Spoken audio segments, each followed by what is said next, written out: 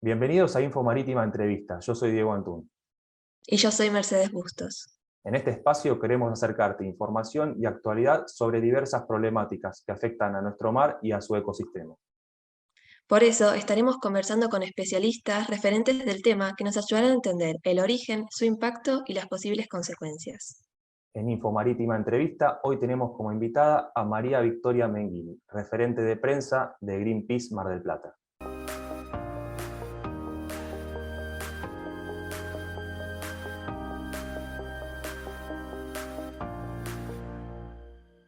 Lo primero que te quiero consultar es cómo viene siguiendo Greenpeace Mar del Plata el tema de la exploración petrolera. Lo venimos siguiendo desde muy de cerca, ya sea en Greenpeace argentino como en Greenpeace Mar del Plata puntualmente, más que nada por la cercanía que estamos teniendo en la ciudad con la instalación de lo que va a ser el primer bloque de las offshore. Esto si bien afecta a toda la Argentina y afecta en cuanto a cambio climático a todo el mundo, puntualmente en Mar del Plata lo que tenemos es que ante la potencia, el 100% de potencialidad de un derrame, la economía de Mar del Plata se va a ver fuertemente afectada. Digamos, sabemos que Mar del Plata las dos principales actividades económicas es el turismo y la pesca. Entonces, ante un derrame, claramente la gente va a optar por otro lugar para ir a vacacionar y a la vez la pesca se va a ver fuertemente afectada en cuanto a la contaminación de los animales y en cuanto a la muerte de los animales.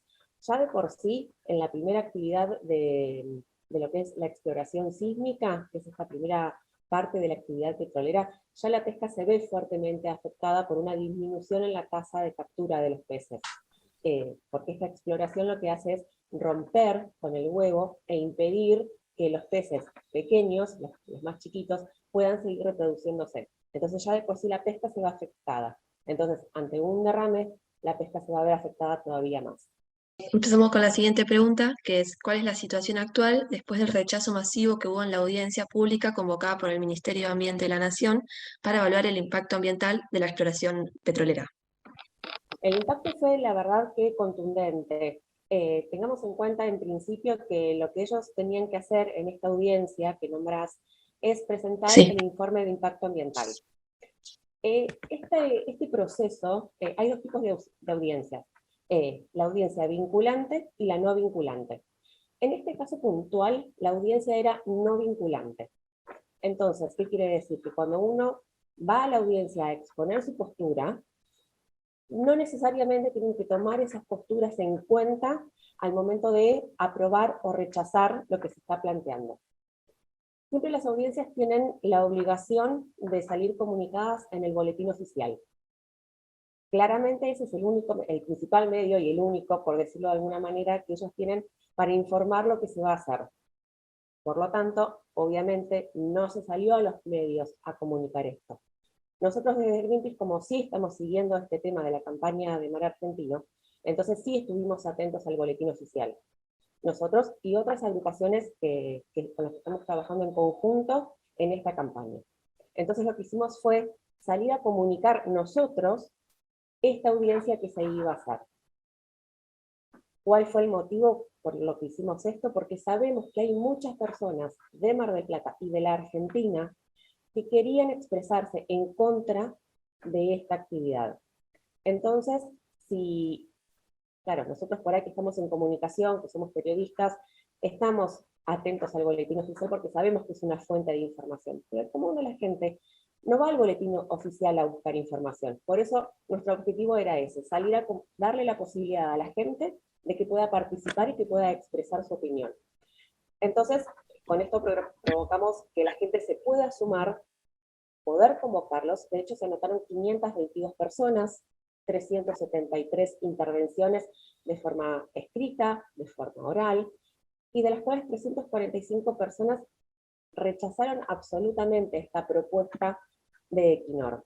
¿Qué fue lo que pasó? Que Equinor presenta un estudio de impacto ambiental que está basado en bibliografía internacional, pero que poco sustento real tiene específico del mar argentino, y específicamente de la cuenca donde se va a hacer esta primera explotación.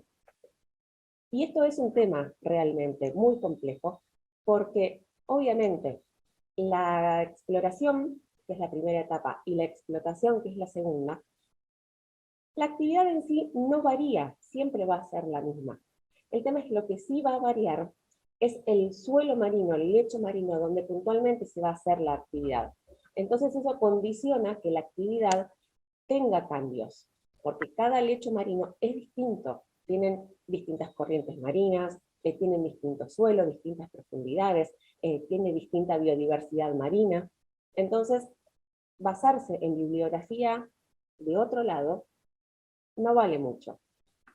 Y esto tiene mucha relación, porque de hecho hay un estudio de la Universidad del Centro de Buenos Aires que lo que hace es tomar la información de cómo se hace esta actividad en la teoría y de cómo es el suelo marino argentino, los pone en conjunto, entonces ahí ves que hay un 100% de derrame de petróleo. No es que pensamos que puede llegar a pasar, que sí pasa, sino que encima sabemos, en base a estudios científicos, que esto puede ocurrir al 100%. Entonces es sumamente importante. Y relacionado a la cantidad de personas que se sumó, no solamente la persona del común de la gente que expresaba su rechazo, sino que encima, justamente estas cosas fue lo que se les demostró a todos los que estaban en la audiencia, de que tenemos el sustento científico real que avala el rechazo a esto. Entonces, por eso la audiencia fue muy importante.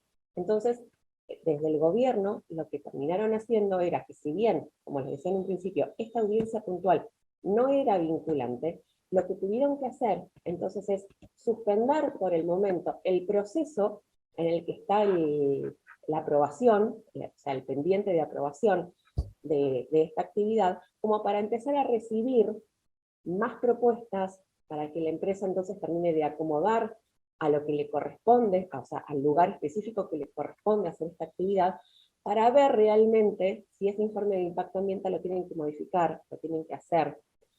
Todas las actividades tienen la obligación de hacer un estudio de impacto ambiental. Pero ese estudio de impacto ambiental, claramente lo que se tiene que hacer es cómo se va a hacer la actividad y relacionarlo al ambiente en particular. Por eso llevarlo a la bibliografía internacional no te sirve, porque tenés que contemplar el área particular donde se va a hacer esa actividad. Entonces, en este momento lo que pasó fue que el 23 de septiembre el gobierno, justamente también en el boletín oficial, tuvo que poner que se frena para justamente recabar más información. Entonces ahora puntualmente el gobierno lo que está haciendo es eso, es empezar a recabar más información y en base a eso va a decidir cómo avanza. ¿Perfectamente lo pueden aprobar? Sí, perfectamente lo pueden aprobar. El tema es que mientras más información recaben, mientras más datos tengan, entonces ahí realmente van a tener que, si lo hacen a conciencia, van a tener que realmente evaluar cómo siguen y ponerle un freno por toda esta evidencia científica que nosotros estamos mostrando. Nosotros no es que vamos en contra de la empresa en particular o de las inversiones que el gobierno pretende.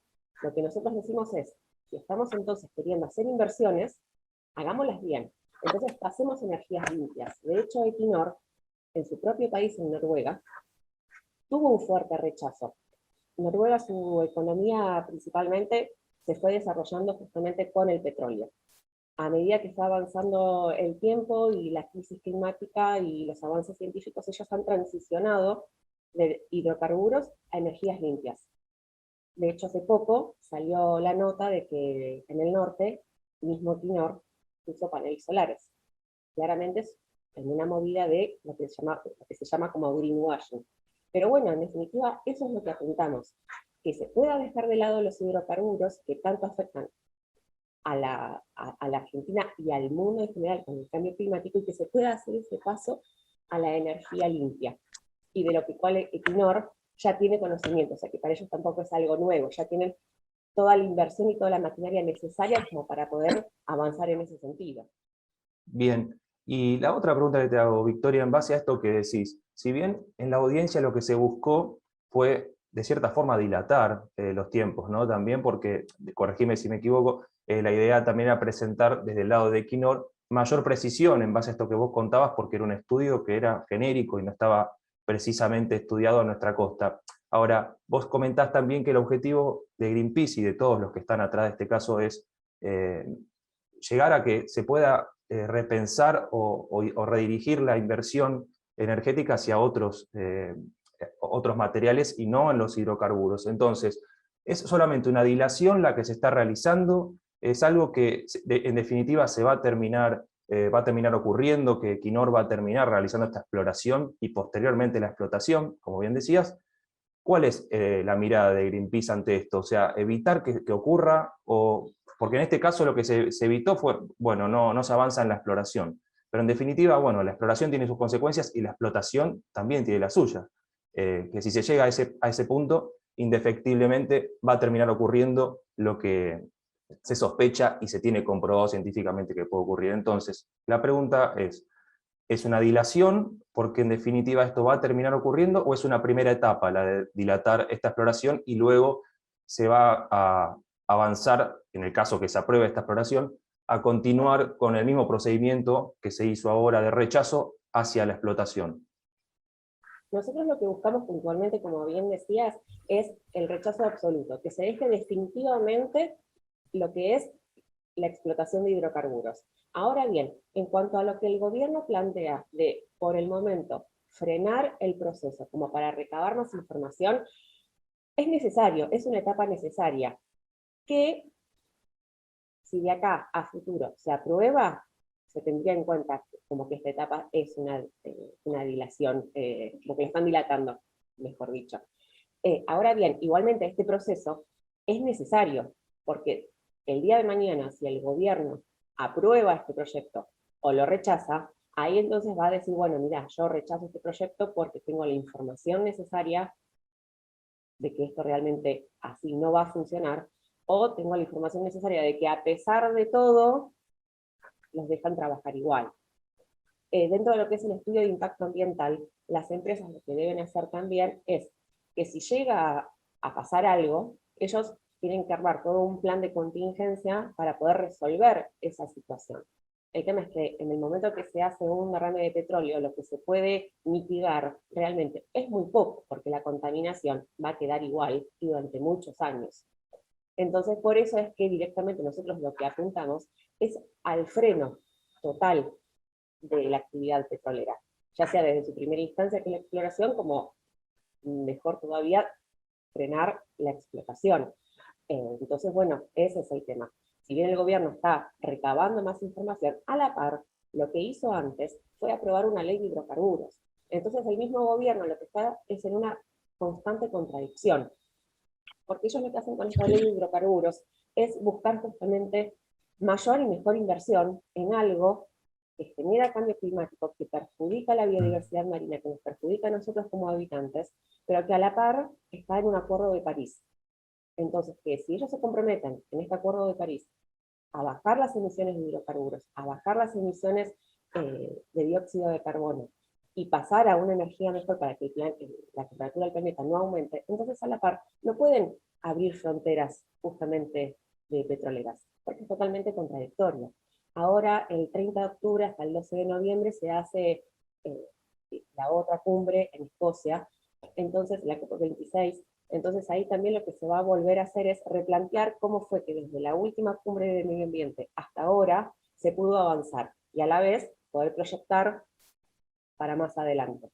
Entonces es totalmente una contradicción eterna por parte del gobierno, porque se comprometen a reducir las emisiones, se comprometen a disminuir la temperatura ambiental, pero a la par largan la ley de hidrocarburos, a la par ofrecen la posibilidad de explotación petrolera. Entonces, sí, se puede entender como que es este tipo de recabar información, se puede entender como que están dilatando. Perfectamente lo pueden aprobar, pero la idea es que realmente lo hagan a conciencia y viendo toda esta información certera, puedan darle un rechazo. Entonces, bueno, es hacer el paso. Muchas veces lo que nos dicen a Greenpeace o a cualquier otra organización es que estamos en contra de la inversión o que estamos en contra del trabajo, para nada. Las inversiones son necesarias, el empleo es necesario, lo que tenemos que entender es el cambio de actividad. Si pasamos a la actividad energética, energías limpias, lo que es la actividad solar en el norte del país, lo que es la actividad eólica en el sur del país. Tenemos gran potencial en esas dos actividades. Entonces podamos aprovechar esas actividades que tenemos, esos recursos que tenemos naturales, que pueden ser mucho mejor, y que la empresa Equinor, de hecho, ya lo está haciendo. Entonces, hagamos inversión y generemos empleo desde ese lado. Perfecto, Victoria. Y bueno, avanzamos con la última pregunta, que sería, ¿a qué otras problemáticas actuales con respecto al ecosistema marino deberíamos prestarles más atención y sobre todo de cara al futuro? Si lo relacionamos con lo que es puntualmente hidrocarburos, afecta a todo, bueno, afecta a la pesca, afecta a más de 40 especies. Por ejemplo, quizás la más clásica es la ballena blanca austral, el delfín franciscano, el pingüino de Magallanes, porque esta explotación, por el alto ruido que generan, que son 250 decibeles, provocan la muerte, provocan la desorientación, provocan los varamientos. Entonces, en lo que son los animales afecta más de 40 especies, afecta a la pesca, afecta entonces a la economía, pero también tenemos que tener en cuenta que hay otras cuestiones que en definitiva se relacionan a veces en un punto también con el petróleo, porque por ejemplo tenemos una importante contaminación de plásticos. Plásticos ya sabemos que deriva del petróleo, pero en los mares de todo el mundo se está viendo alta contaminación de basura en general y de plásticos en particular. Digamos que de toda la basura que se tira en el océano, que se encuentra en el océano, el mayor porcentaje corresponde a plásticos. Y no es solamente la contaminación del mar, es que a la vez los animales confunden esta basura con comida y mueren.